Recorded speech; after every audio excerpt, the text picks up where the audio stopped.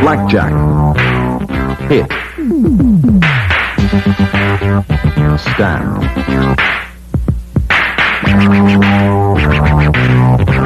Split. Double down. Bust. Blackjack is the only game where a player can gain a mathematical advantage over the casino by expertly using proven systems of card counting.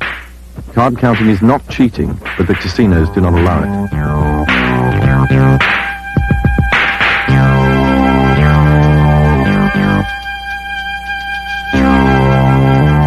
Doug is the manager of a famous American rock star.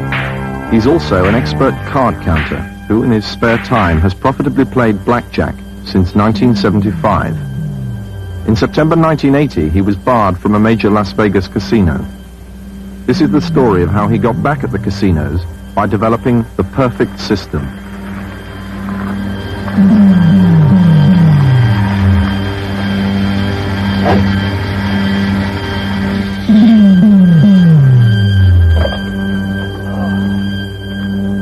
In 1975, I picked up a book about card counting and basic strategy and learned that the game of blackjack could be beat. Many years ago, everyone playing the game just made random decisions, not knowing there was actually a right and wrong way to play. But in the early 60s, a professor from MIT by the name of Edward Thorpe decided to study the game a bit and run simulations of hands through millions of them on his computer, see if there was any rhyme or pattern to them. He came up with what is known today in blackjack land, you might say, as the basic strategy. And it's just by running thousands and millions of hands of certain situations, he could decide which was better to do, whether to hit, stand, split, or double on a particular hand. I'll give you a quick for instance. A simple hand like the 16 against the dealer's 10. Now, a lot of people just don't understand how to play this because it looks like it's a bad hand. It's the worst hand you can have. If you hit it with anything that's larger than a 5, you're going to lose. But if you don't hit it, chances are the dealer's going to have a better hand than you and beat you anyway. And it's definitely a bad hand, but you have to always assume that the dealer has a 10 underneath when you see a 10 up like this, because the large portion of the time they will. And more often than not, if you stand on that hand, he'll beat you. So you always want to hit it. That's just one example. By running all those different test hands, Thorpe came up with a right way and a wrong way to play every single possible hand that a player could have against the dealer's up card.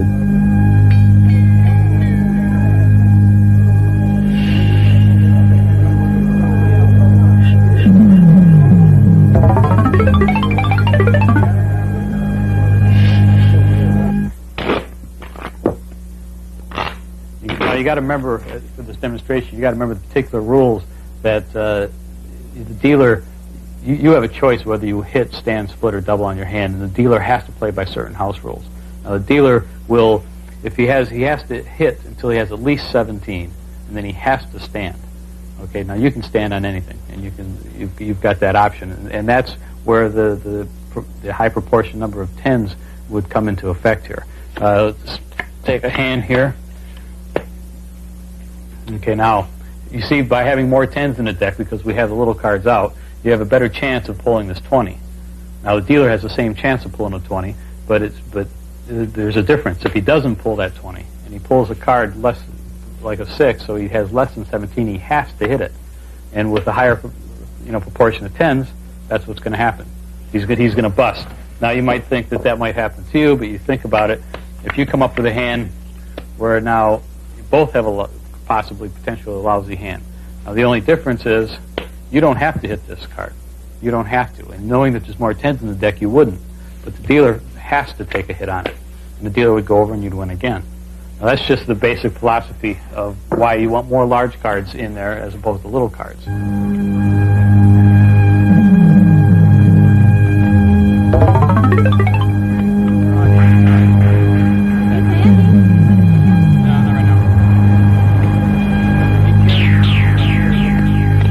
So after developing the basic strategy, he decided to get into it a little further, and what he would do is he would take, in a computer simulation, he would take all the twos out of the deck and then play millions of hands using his basic strategy as the way to play, and just to see if the player won more often or not, according to if these twos were all of a sudden missing, and which would be the same thing as if the dealer had them in his discard pile. And he noticed a very slight difference. So then he would put them back in, take the threes out, and then put those in and take the fours out. And as he got near the fives, he started noticing just a large amount of difference, that the player was winning quite a bit more often. Thorpe discovered that there's a large effect on the player's chances of winning, and the more little cards came out of the deck, the more often the player would win. And so by having these out of the deck, what it does, it's giving you a higher proportionate number of tens and face cards in the deck, which is what causes the player to win more often. So a simple way, since it's very complicated mathematically, he devised a simple way of keeping track of that any player could use walking into a casino. And that would be by every time a little card comes out of the deck, it becomes, you would count to himself +1. Because now proportionately there's one more 10 card in there than there are little cards. And so it would then be +2, +3, and he now has a slight advantage a fairly good advantage over winning the next hand over the house. But if a face card came out, that would be considered a minus card. So that +3 now becomes +2. Another -1 card would make it +1. Then this would make it +2, +3, +4, etc. Now the idea here is that when you're playing under these conditions, you will win more often. So when you have a plus count, you want to bet larger amounts of money.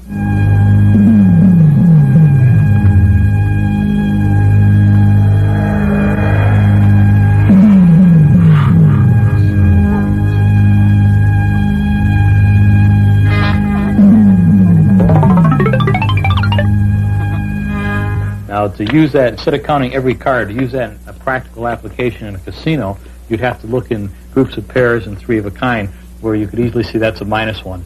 That would be counted as a +1, a +2, a 0, and here we have a +1.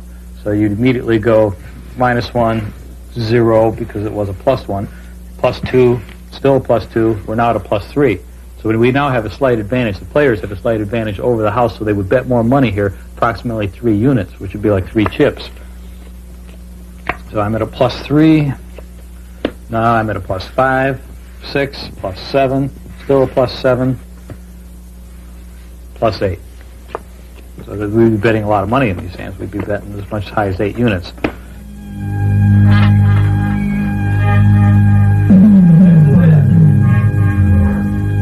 Gives you everything you need.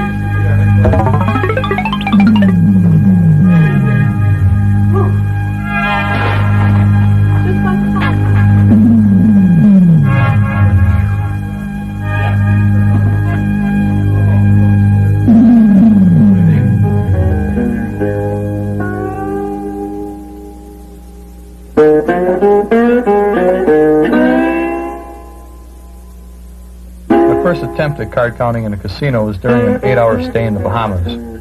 The cards were dealt so fast I kept losing both the count and my money. But by the end of the night, I was able to keep track of the cards all the way through 4 decks and began grinding out my first profit. The system worked. My first trip to Las Vegas was with my friend Ron, who liked to play craps, and because he was considered a high roller, the casinos had provided us with free airline tickets, rooms, and meals. The reason being that most high rollers lose big and the casinos compete heavily for their business. The intimidating presence of the pit bosses made it very hard for me to concentrate, and my modest bankroll bounced up and down all weekend. But as I was getting ready to leave, I sat down for one last game, and within 20 minutes I turned $600 into $2,800. And as I was cashing out the chips at the casino cage, the pit boss came up to me and handed me his card and said, "Hey, look, we like your action. We'd like to invite you back. Anytime you want to come back, just give us a call. In fact, I suggest that you establish a credit line so you won't have to carry cash next time." I thought, well, that was real nice of him. About 3 weeks later, I returned as guest of the same casino, but this time with a $5,000 credit line. The casino host met me at the airport with a limo in the true high roller tradition. Later at the blackjack tables, I noticed that all the pit bosses were closely watching my action and keeping track of how much I was winning or losing. It didn't take long to realize that if I could sneak chips off the table and appear to be losing, I would probably be invited back often, and the casinos would keep offering to pay for all my expenses. But as a card counter, I knew I also had to make sure the pit bosses didn't see me keeping track of all the cards or notice me making large jumps in my bets, which are both requirements to work the system. Pit bosses look very closely at these things as an indication of card counting. One thing I've learned basically over the years is no matter how good of a card counter you are, card counting is only about 90% of it, or actually about 10% of it. 90% of it is your act. I mean, I had to quickly learn how to make a pass at the waitress, how to talk to the pit boss, act like I was drunk, and still see every card on the table and keep track of everything.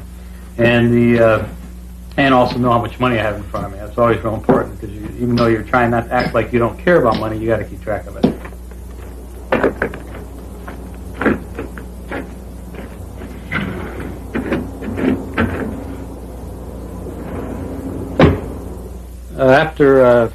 After I really got heavy into the card counting and blackjack playing, I averaged about 1 week in a month for a little over 5 years, almost all at the same casino, basic casino in Las Vegas. And during that time, I learned a lot more about the game, and as more players were getting better and being barred and turning authors, and the wider spread the interest was, the more scientific people were getting into it, mathematicians from universities and things, and I've compiled virtually a complete library on just about every piece of good material that's been published on the game. And all these new authors, new research, computer research is being done, advancing Thorpe's original work. So I decided to study these systems, and I bought a nice little Radio Shack business computer and programmed it myself to play blackjack, and where I could just set it up, put in the counting system I wanted to test, and it would run between 500 and 1,000 hands per hour. I'd go to bed at night, wake up in the morning, come down after thousands of hands, I would see the results. And so I would test out the different systems, and I came up with, moved the numbers around and came up with my own system that I now know is to be one of the most powerful systems available.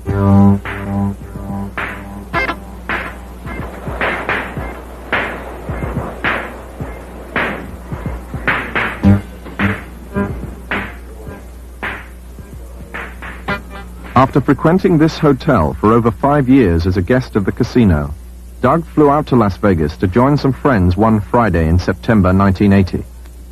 During the weekend, an event took place which totally changed the next 3 years of his life. Friday night, I went in, played only for 1 hour, and picked up a little over $700. And Saturday morning when it happened, I walked down, early in the morning, walked down into the casino, and I was approaching an empty $100 table when one of the pit bosses, actually one of the few pit bosses that I really didn't know very well, jumped over the rope and grabbed me by the arm and said, "Got to talk to you." Pulled me over by the slot machines, and I had no idea what was going on. I mean, I've been doing this for 5 years now. And he just looked me in the eye and said, "You can't play here anymore. You can't play blackjack here. Your play's too good." And I didn't know what to do. And he managed to pull out a little card, read me off a little state law regarding trespassing, told me that I was no longer welcome in the casino, and if I would come back in the casino that I would be arrested.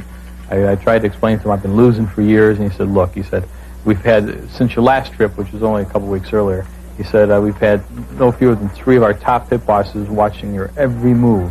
Despite my innocent act, I was being accused of being a professional blackjack player, card counter.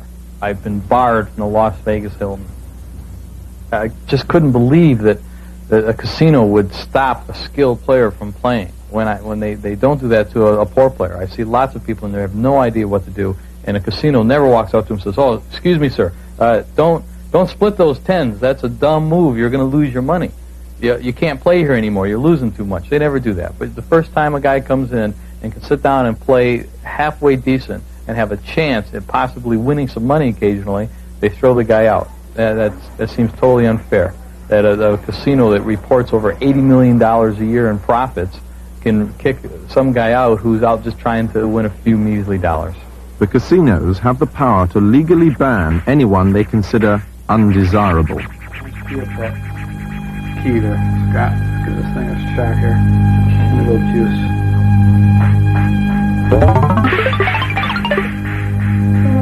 Whoa, yeah.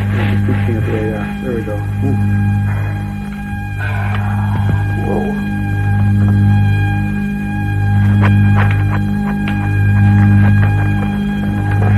week's back. Can we go in for a big one? We'll take one more time, but tonight will just be a short test. After the initial shock of being barred wore off and I returned home, I figured my days of free trips and fancy suites in Las Vegas were over. I knew that over the years the casino's policy of comping the high rollers had tightened to the point that I would probably have to start betting $100 chips just to get the same type of treatment I was getting at the Hilton betting only $25 chips. Even at my level of skill, I couldn't afford that. The party was over. It was time to return to my research papers and books, devise a new and better system. It was time to put the fun aside and go after the big money.